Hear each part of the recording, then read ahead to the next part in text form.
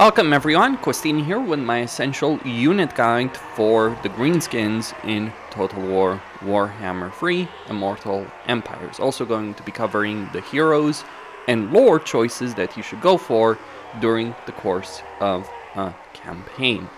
So, let's start over here with Tier 1. Well, at Tier 1, as the Greenskins, whether or not you own any of the DLC for them, you should get the Goblin Archers. And the reason is that Goblin Archers are quite effective. They have a decent level of armor. In fact, they have more armor than quite a few other range units may have at Tier 1 or even Tier 2. Their leadership is fairly weak, to be sure, and they are expendable. But the thing is about Goblin units, and the thing you need to understand about these guys, what makes them so useful, is the fact that a lot of the skills that you can get on lords in a campaign, the research, the scrap upgrades, they're all focused on goblins. So focusing on goblin units early on in a campaign is the smart thing to do. So goblin archers, a full-on goblin archer stack will be able to annihilate many opponents early on in the campaign. It's not exactly lord-friendly because goblins or greenskins in general should be terrible in range. They should be more of a melee faction, but right now they actually have some pretty fantastic ranged options from the very beginning of the campaign. It's not just that goblins are so great by default. Orc archers would actually be better based on a baseline level, but with the scrap upgrades, with the fact that the greenskin research tree is focused on goblins early on and only later on with orcs, getting goblin archers is the smart thing to do. And they have a good amount of ammunition. Their range isn't too great, to be clear, and their damage is not going to be too fantastic, but they can actually have a great deal of survivability as well, believe it or not. The reason they can have such great survivability is there is a skill on a lord that gives them 15 armor. And there's also research that improves their armor. So you can look at these units that have, 40 armor? That is pretty damn strong. 40 armor on a range unit is actually a reasonably high level of armor. As an idea, it is higher than the elven archers with light armor can have. No, now keep in mind the elven archers will outrange you by quite a significant amount, but doesn't matter, it's the greenskins because you can bring a lot more of these guys.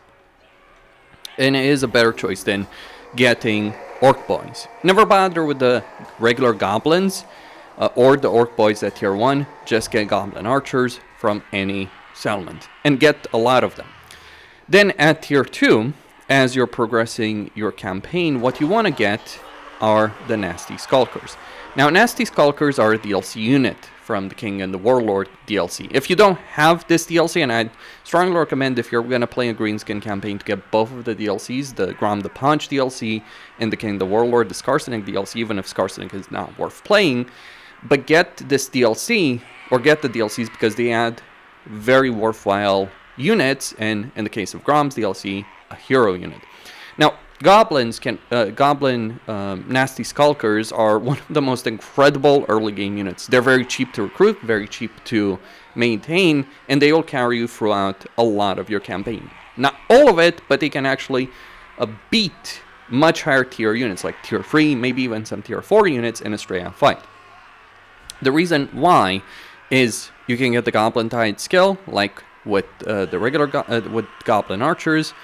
You can get a lot of research, and you end up in a situation where these guys end up having a ridiculous amount of armor over, what is it, like 40 armor or so, or close to 40 armor, and on top of that, most of their damage is armor piercing, so they'll be able to chew through a lot of units that have far better stats than they do.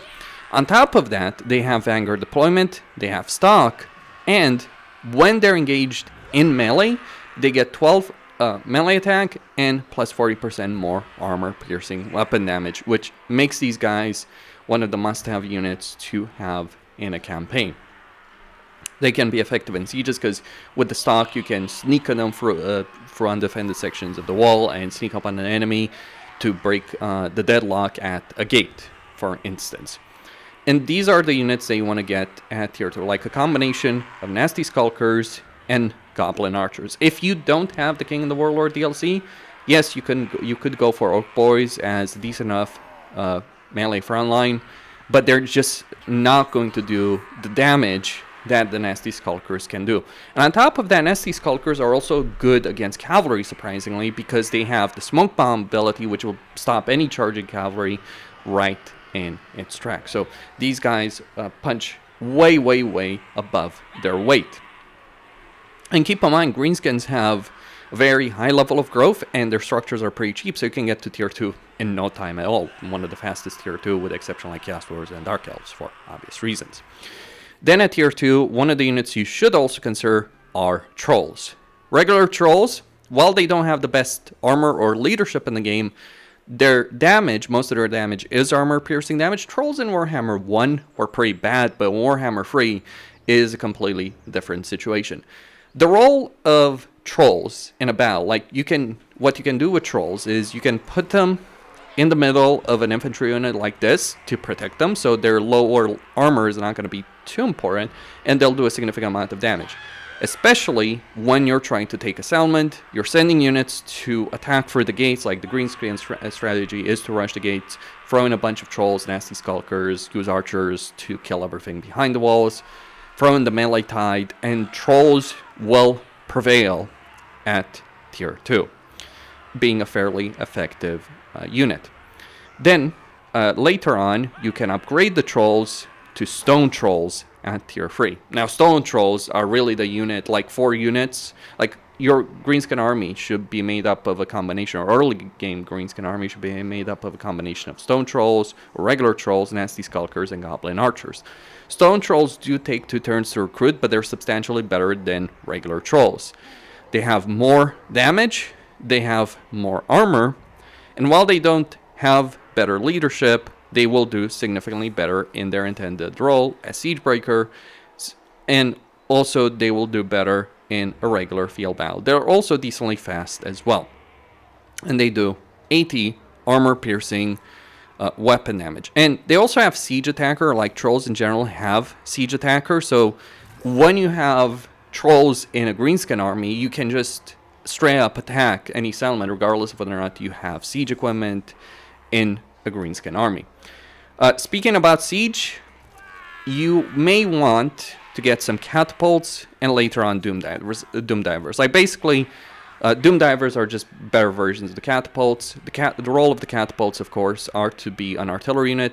They're the most use you're going to get from rock lobbers and from Doom Diver catapults is in a siege to break down walls, to give you the openings that you need in a settlement to attack from multiple angles. That is the main role.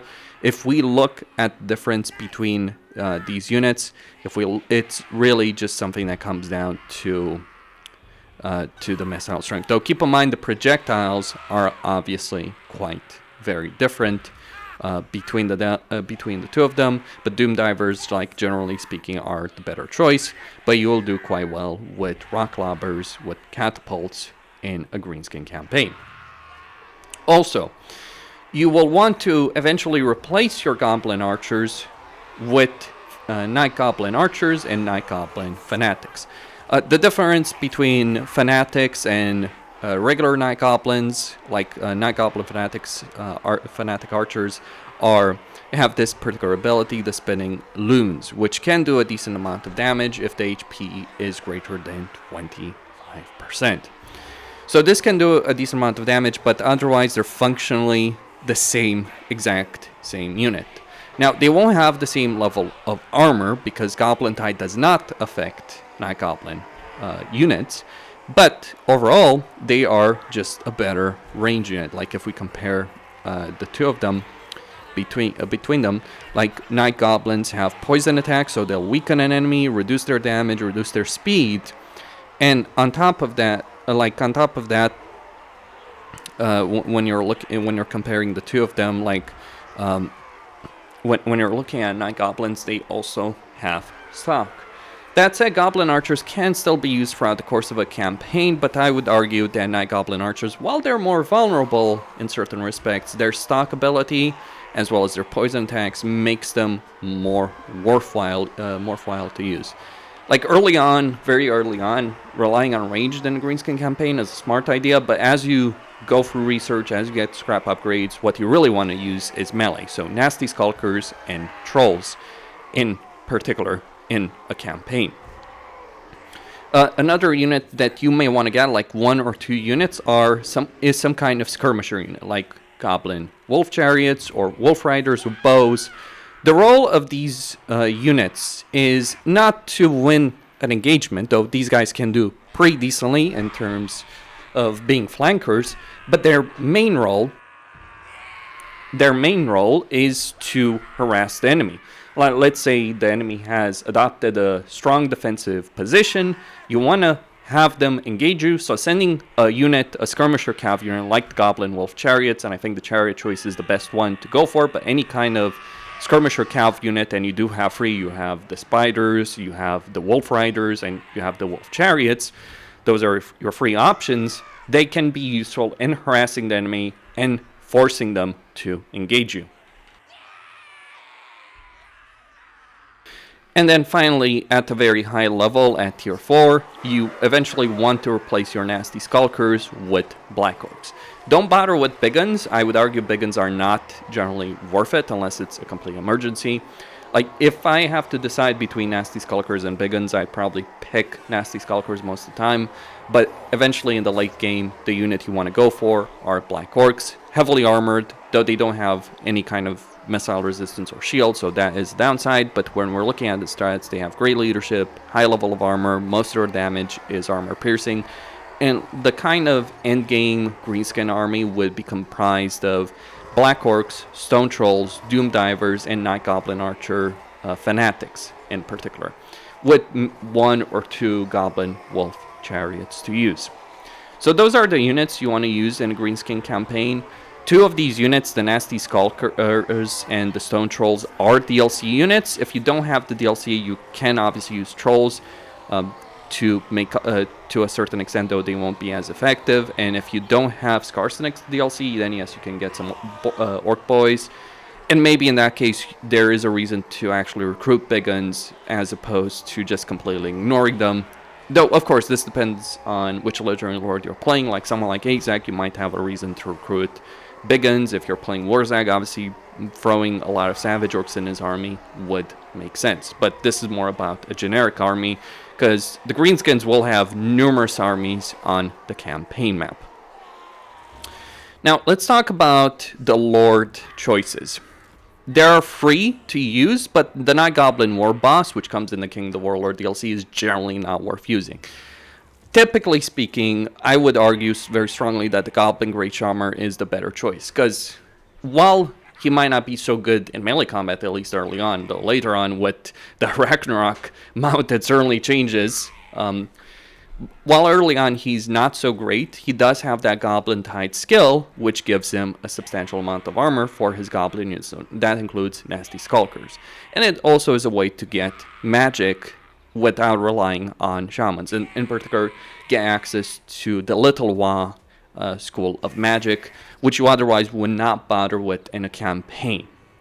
The alternative, of course, is to get an Orc War Boss. While he lacks the Goblin Tide skill line, at a certain point that's not going to be so important. Like once you're getting Black Orcs and Fanatics and Stone Trolls, that's not important. So at that stage, maybe getting an Orc War Boss to lead your armies might be better, because that Wyvern does give him a great deal of combat flexibility, maneuverability on the battlefield, and he's straight up the better melee fighter, because obviously he has the melee skill line, whereas the Goblin Great Shaman does not.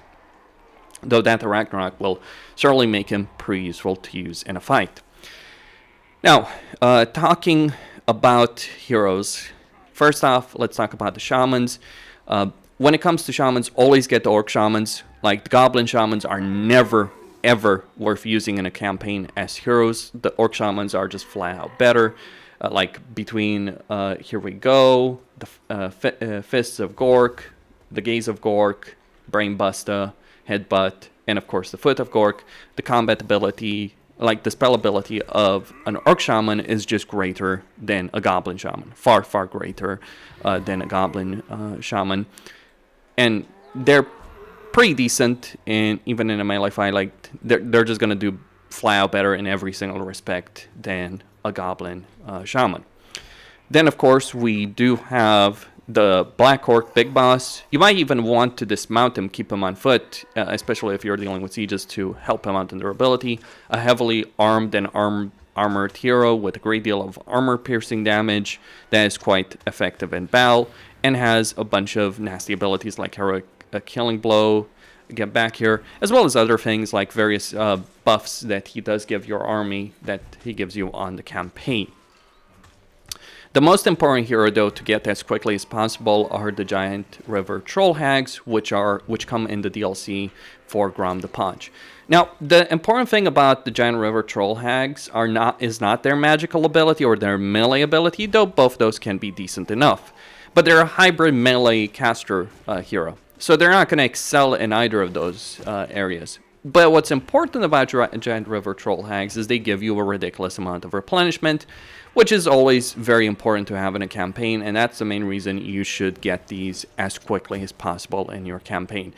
And the great thing about Giant River Troll Hags, they come from the same structure as the Stone Trolls. And increasing their capacity can be done at tier 3 in any settlement, so it can be a provincial capital, it can be a minor settlement. Same can be said, if I'm not mistaken, about shamans. What about the Goblin Big Boss? Well, they're the hardest hero to increase capacity because you need a tier 4 structure for it, if I'm not mistaken. And they're not so great in combat, but here's the important thing about these guys. It's not their combat ability that's great, though they need stabbing that debuffs a lord or hero can always be useful to help you kill a lord or hero because it reduces melee defense and armor. That can always be useful.